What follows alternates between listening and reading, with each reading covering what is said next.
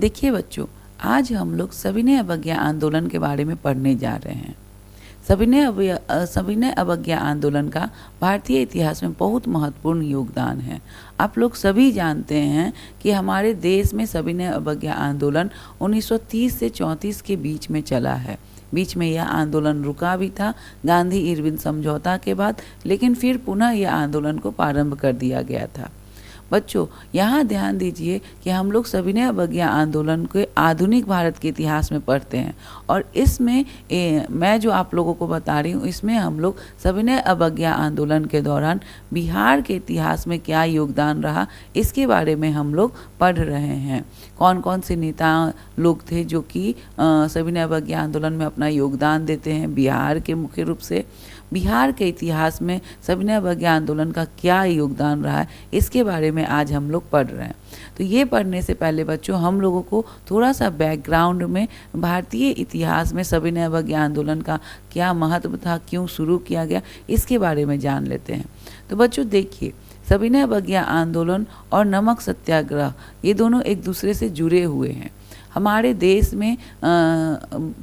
देश में ब्रिटिश औपनिवेशिक शासन में उनका शोषण दमन काफ़ी बढ़ा हुआ था, लेकिन अब 1930 में एक ऐसा समय आ चुका था जिस समय हमें लग रहा था, जिस समय हमारा देश स्वतंत्रता की ओर आगे बढ़ रहा था।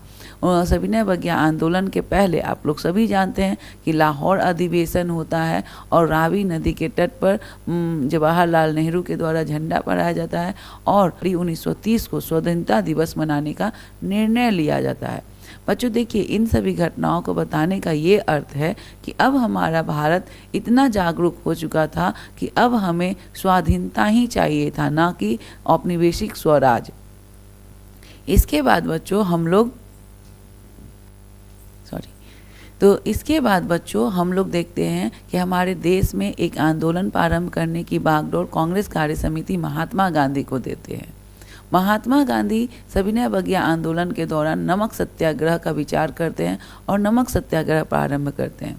देखिए बच्चों, हम लोग जब तैयारी करते हैं, हमारे बच्चे जब तैयारी करते हैं तो वो विचलित होने लगते हैं, थोड़ा सा कदम उठाते हैं और जब आलोचना होने लगती है तो वो विचलित होते हैं। लेकिन जब महात्मा गांधी अपने नमक सत्याग्रह और सविनय अवज्ञा आंदोलन को शुरू करने जा रहे थे तो बच्चों, तो बहुत उनका क्रिटिसाइज उस समय भी किया जा रहा था कि अब ये क्या करने जा रहे हैं। लेकिन उनके व्यक्तित्व का सबसे बड़ा एक विशिष्ट गुण कहा जाए तो वो कभी भी किसी परिस्थिति में विचलित नहीं होते थे और वो सिर्फ अपने कर्म पे ध्यान देते थे। तो बच्चों, महात्मा गांधी को सौंपा गया कांग्रेस कार्य समिति ने महात्मा गांधी को आंदोलन प्रारंभ करने का बागडोर दिया। महात्मा गांधी सविनय अवज्ञा आंदोलन प्रारंभ करते हैं, जिसके बारे में आप लोग सभी जानते हैं कि साबरमती आश्रम से वो दांडी यात्रा करते हैं और वहाँ पर पहुंचकर नमक बनाकर नमक कानून को भंग करते हैं। इसके बाद बच्चों, हमारे पूरे देश में सविनय अवज्ञा आंदोलन व्यापक रूप से फैल जाता है, जिसके 2-3 कांड जो हमेशा एग्जाम में पूछे जाते हैं, जैसे आप लोगों का हो जाता है धरासना कांड, आपका हो जाता है जिया तरंग आंदोलन, लाल कुर्ती आंदोलन। ये तीनों आपके सविनय अवज्ञा आंदोलन से संबंधित है। हम लोग यहाँ बिहार में सविनय अवज्ञा आंदोलन के दौरान किन किन नेताओं ने क्या क्या योगदान दिया, कुछ ऐसी घटनाएं जैसे तारापुर घटना, नखास पिंड घटना, ये सब के बारे में हम लोग आज देखेंगे, जिससे कि बीपीएससी में हमेशा क्वेश्चन आता ही आता है। ठीक है, तो चलिए बच्चों, हम लोग बिहार का स्टार्ट करते हैं। तो देखिए बच्चों, सबसे पहले हम लोग ये देखते हैं कि गांधी जी जो दांडी मार्च करते हैं, जो उनका दांडी यात्रा रहता है, तो उसमें बिहार से कौन व्यक्ति सम्मिलित हुए थे। 78 व्यक्तियों का समूह था, तो उसमें बिहार के एकमात्र व्यक्ति जो थे वो गिरिवरधारी चौधरी, वो बिहार से सम्मिलित होते हैं। इसके बाद बच्चों, सबसे ज़्यादा इम्पॉर्टेंट जो है वो अभी हम लोग देखने जा रहे हैं कि बिहार में, देखिए बच्चों, बिहार में नमक सत्याग्रह की रूपरेखा 6 अप्रैल को प्रारंभ किया गया था। तो इसकी रूपरेखा की बिहार में कैसे कैसे हम लोगों को इस आंदोलन को प्रसार करना है, इसकी रूपरेखा कौन तैयार करते हैं? तो हमारे राजेंद्र प्रसाद करते हैं, ठीक है। और इसके बाद बच्चों अलग अलग स्थान है, जैसे अभी भी आप लोग जानते हैं कि बिहार में 38 जिला है, तो उस समय भी अलग अलग स्थान तो थे ही। बात हमारे क्षेत्रफल तो यही है ना, भारत तो यही है, बिहार तो जगह वही है। अभी बिहार में उस समय बिहार में झारखंड भी था, लेकिन अभी सिर्फ बिहार है। तो बच्चों हम लोग ये देखते हैं कि किन किन स्थानों पे कौन कौन लोग नेतृत्व करते हैं, क्योंकि ये प्रश्न बार बार पूछा जाता है। तो देखिए बच्चों, बिहार में जो सविनय अवज्ञा आंदोलन प्रारंभ होता है, तो भागलपुर से कौन उनका आंदोलन का नेतृत्व कर रहे थे? तो महादेव लाल सर्राफ। और ये प्रश्न बच्चों बार बार आता है। देखिए 65वीं बीपीएससी में भी ये प्रश्न आया हुआ है। अब बिहार एसएससी, बिहार दरोगा जो भी एग्ज़ाम दे रहे हैं, या आने वाला एग्ज़ाम जो आपका एडीओ है, उस सब के क्रम में ये काफ़ी इंपॉर्टेंट होने वाला है। इसके बाद बच्चों मुंगेर में श्री कृष्ण सिंह सविनय अवज्ञा आंदोलन का नेतृत्व करते हैं। लखीसराय में नंद कुमार सिंह, दरभंगा में सत्यनारायण सिंह, मुजफ्फरपुर में रामदयाल सिंह। देखिए बच्चों, मुजफ्फरपुर में अभी भी आप लोग वहाँ से क्रॉस करिएगा तो रामदयालु चौक भी आता है, तो ये इन्हीं क्रांतिकारी के नाम से है। तो रामदयाल, रामदयालु दोनों नाम इनका है। कहीं कहीं पे रामदयाल लिखा रहता है, कहीं कहीं पर रामदयालु लिखा होता है। तो मुजफ्फरपुर में रामदयाल सिंह, जनकधारी प्रसाद, ठाकुर रामनंदन सिंह ने किया था। इसके बाद हाजीपुर में भरत मिश्र, सारण में ही 2 जगह है, बरेजा जिसमें गिरीश तिवारी और गुड़िया कोठी में चंद्रिका सिंह। पटना में हमारे अंबिका कांत सिंह, चंपारण में विपिन बिहारी वर्मा। और ये भी बच्चों चंपारण के विपिन बिहारी वर्मा का भी बीपीएससी टीआरई एग्ज़ाम में आया हुआ है। ये प्रश्न बीपीएससी टीआरई में ये प्रश्न आया हुआ है। तो इसलिए बच्चों इन सभी से प्रश्न आते हैं, आप इन सभी को ध्यानपूर्वक पढ़िए और ये भी जानिए कि सविनय अवज्ञा आंदोलन के दौरान क्या क्या कार्यक्रम थे। तो देखिए बच्चों, सबसे बड़ा कार्यक्रम तो यही था कि हमें नमक कानून को भंग करना है। इसके बाद दूसरा कार्यक्रम ये भी था कि हमें कर नहीं देना है, सरकार को कर का विरोध करना है, कर बंदी आंदोलन। और ये भी बच्चों क्वेश्चन आया हुआ है, तो इस पर भी ध्यान दीजिएगा। उसके बाद विदेशी वस्तुओं का बहिष्कार, शराब के दुकानों पर धरना देना। खास करके गांधी जी ने महिलाओं को कहा था कि आप हमारे साथ यात्रा में मत आइए। बहुत सारी महिलाएं थीं जो गांधी जी की यात्रा में जाना चाहते थे। उन्होंने कहा कि आप यात्रा में मत आइए, आप शराब के दुकान पे, विदेशी कपड़ों के दुकान पे धरना दीजिए। तो ये सभी जो भी डेटा है बच्चों, इसको अच्छे से याद कर लीजिएगा, ये मोस्ट इम्पॉर्टेंट है। देखिए महादेव लाल सराफ और विपिन बिहारी वर्मा से तो प्रश्न भी बहुत बार आ चुके हैं। इसके बाद बच्चों हम लोग जानते हैं कि हमारे सविनय अवज्ञा आंदोलन में विदेशी वस्त्रों का बहिष्कार, विदेशी वस्तुओं का बहिष्कार भी एक कार्यक्रम था। और इसी कार्यक्रम के क्रम में छपरा जेल के जो कैदी लोग थे वो स्वदेशी वस्त्रों की मांग करते हैं। और जब स्वदेशी वस्त्र की मांग पूरा नहीं की जाती है तो फिर वहाँ के लोग, छपरा जेल के कैदियों ने नंगी हड़ताल की। तो प्रश्न ऐसे आ सकता है कि कहाँ के कैदियों ने नंगी हड़ताल की थी, किस आंदोलन के दौरान की थी? तो सविनय अवज्ञा आंदोलन के दौरान की थी और छपरा में की थी। इसके बाद बच्चों हम लोग देखते हैं कि नखास पिंड आंदोलन। नखास पिंड आंदोलन। तो देखिए बच्चों, नखास पिंड पटना में, स्पेशली आप पटना सिटी में मारूफगंज वाले एरिया में जाते हैं तो वहाँ पर देखते हैं नखास पिंड अभी भी एक जगह है, ठीक है। तो नखास पिंड आंदोलन, पटना में नखास पिंड उस जगह को आंदोलन का केंद्र बनाया जाता है और कहा जाता है कि सभी लोग, जैसे आपके अंबिका कांत सिंह थे जो कि पटना में सविनय अवज्ञा आंदोलन का नेतृत्व कर रहे थे, ये सभी लोग ग्रुप बनाकर समूह में नखास पिंड नामक जगह पर पहुंच रहे थे। और ये लोग ऐसा निर्णय लिए थे कि वहाँ पर पहुंचकर नमक बनाकर नमक कानून को हम लोग भंग करेंगे। लेकिन ये पहुँचते और वहाँ पर ये भंग करते, इसके पहले ही अंग्रेज़ों को इनकी सूचना मिल जाती है, जिस कारण इन्हें गिरफ्तार कर लिया जाता है। लेकिन चूँकि बहुत सारे समूह थे, आंदोलन काफ़ी उग्र हो चुका था, हमारे बिहार में भी काफ़ी ज़्यादा सविनय अवज्ञा आंदोलन उग्र हो चुका था, सभी लोग इसमें शामिल हो रहे थे। तो दूसरा समूह के लोग नखास पिंड जगह पर पहुंच जाते हैं और वो क्या करते हैं कि वहाँ नमक बनाकर नमक कानून को भंग कर देते हैं। और यहीं पर इसमें कौन कौन पहुँचते हैं बच्चों, तो अंबिका कांत, प्रोफेसर अब्दुल बारी, हमारे राजेंद्र प्रसाद और जे.बी. कृपलानी, ये सभी इस जगह पे नखास पिंड आंदोलन में शामिल होते हैं। और नखास पिंड आंदोलन के नेतृत्वकर्ता कौन थे वहाँ पर, तो जगत नारायण लाल।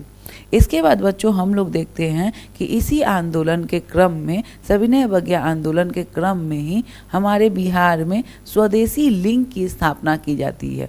मई 1930 में पटना में सर अली इमाम की अध्यक्षता में स्वदेशी लिंग की स्थापना की जाती है। तो ये भी बच्चों बहुत इंपॉर्टेंट है, इसको आप लोग याद कीजिएगा। इसके बाद इसके उपाध्यक्ष कौन बनते हैं, तो सच्चिदानंद सिंह बनते हैं। मुख्य सचिव कौन थे, तो हसन इमाम। और संयुक्त सचिव कौन थे, तो बलदेव सहाय। देखिए बच्चों, स्वदेशी लिंग की स्थापना कब हुई थी, तो 1930 में, मई 1930 में सविनय अवज्ञा आंदोलन के दौरान पटना में। ये याद रखिएगा बच्चों, ये सभी से क्वेश्चन आते हैं। इसके बाद बच्चों हम लोग भागलपुर बीहपुर दमन चक्र के बारे में पढ़ते हैं बच्चों, और ये भी काफ़ी ज़्यादा इम्पॉर्टेंट है। तो देखिए बच्चों, 9 जून 1930 को क्या होता है कि भागलपुर में एक जगह का नाम है, वो है बीहपुर। और बीहपुर में राजेंद्र प्रसाद, अब्दुल बारी, राजेंद्र प्रसाद के सहयोगी के रूप में अब्दुल बारी, बलदेव सहाय, ज्ञान साहा, मुरली मनोहर प्रसाद, ये सभी वहाँ पे सभा को संबोधित करने के लिए वहाँ पहुँचते हैं 9 जून 1930 को। और राजेंद्र प्रसाद ये सभी सभा को संबोधित भी करते हैं।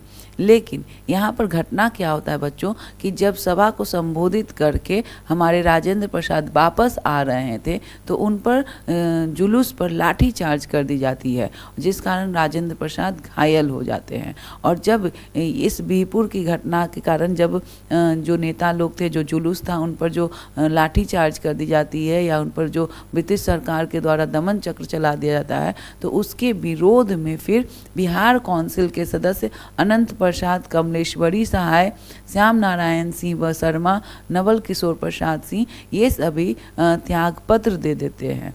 इसी जुलूस पे जो बीहपुर दमन चक्र जो आपका भागलपुर में हुआ था, और जो जुलूस पर जो लाठीचार्ज किया गया था, इसी के विरोध में फिर भागलपुर के ही राय बहादुर सुधांशु भूषण राय जो थे, वो भी 4 जुलाई 1930 को पब्लिक प्रोसिक्यूटर थे, और वो भी त्यागपत्र दे देते हैं। इसके बाद बिहार विधान परिषद के जो सदस्य थे राय बहादुर द्वारकानाथ, वो भी अपनी सदस्यता का त्याग दे देते हैं। तो बीहपुर दमन चक्र कहाँ पर हुआ था, तो भागलपुर में हुआ था। वहाँ पर राजेंद्र प्रसाद सभा को संबोधित करने के लिए अपने साथियों के साथ जाते हैं, सभा को वो संबोधित कर लेते हैं। लेकिन जब वो सभा को संबोधित करने के बाद कार्यालय की ओर जा रहे थे, तो रास्ते में जुलूस पर ब्रिटिश सरकार के द्वारा लाठीचार्ज करवा दिया जाता है, जिसमें राजेंद्र प्रसाद घायल हो जाते हैं। तो इन सभी कारण से ये जो भी लोग थे वो सब त्यागपत्र दे देते हैं, क्योंकि उनका मानना था कि उन पर लाठीचार्ज किया गया है, जो कि काफ़ी गलत किया गया।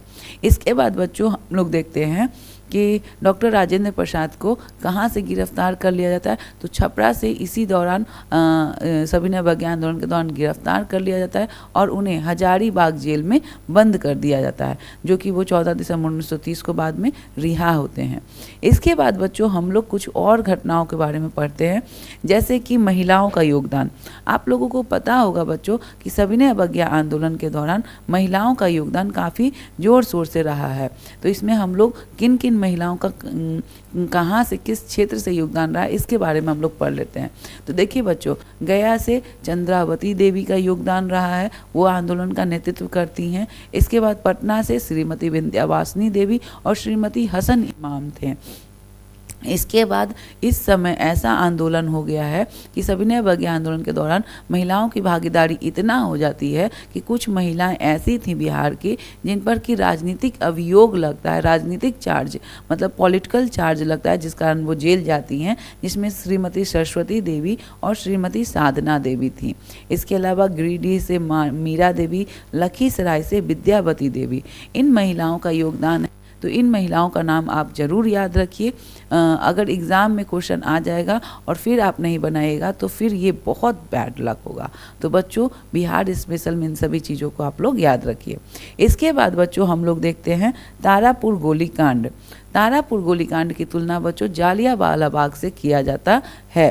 तो तारापुर कहाँ है बच्चों? तो तारापुर मुंगेर में है। जैसे बिहपुर कहाँ था? तो भागलपुर में। उसी तरीके से तारापुर कहाँ है? तो तारापुर आपका मुंगेर में है। तो क्या हुआ, देखिए बच्चों, बीच में आंदोलन स्थगित कर दिया गया था।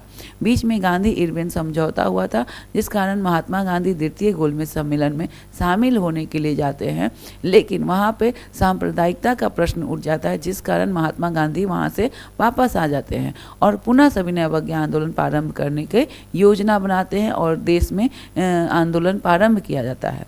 इसी क्रम में जब हमारे बिहार में मुंगेर में कुछ जो स्वतंत्रता सेनानी थे, वो लोग सभी लोग निर्णय लेते हैं कि अब हम लोग यूनियन जैक या ब्रिटिश का झंडा को अब हम लोग किसी भी सरकारी भवन पे नहीं रहने देंगे और हम अपना झंडा फहराएंगे।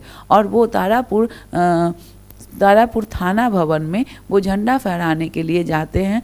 जब वो झंडा फहराने के लिए, ध्वज फहराने के लिए कोशिश करते हैं 15 फरवरी 1932 को, तो उन पर कौन पुलिस अधीक्षक थे? तो पुलिस अधीक्षक डब्लू फ्लैग थे और वहाँ के कलेक्टर जो थे, जिन्हें हम लोग डीएम कहते हैं, ई.ओ. ली थे। उन्होंने उन पर गोलियां चलवा दी, जिस कारण लोग शहीद हो गए। हमारे स्वतंत्रता सेनानी शहीद हो गए, 34 शहीद हो गए थे। तो इसकी तुलना बच्चों, तारापुर गोलीकांड की तुलना हमारे जलियांवाला बाग के बाद क्या किया जाता है कि ये भी बहुत ही दर्दनाक दमन चक्र था ब्रिटिश सरकार के द्वारा।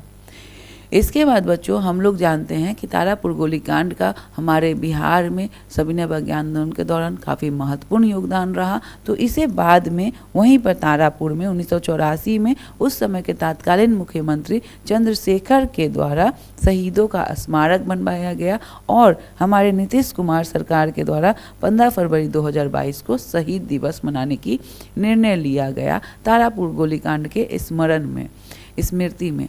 तो बच्चों ये था हमारा सविनय अवज्ञा आंदोलन के संदर्भ में बिहार से संबंधित, ये बिहार के इतिहास में सविनय अवज्ञा आंदोलन का क्या योगदान था, ये है बच्चों। तो इसको बार बार पढ़िए।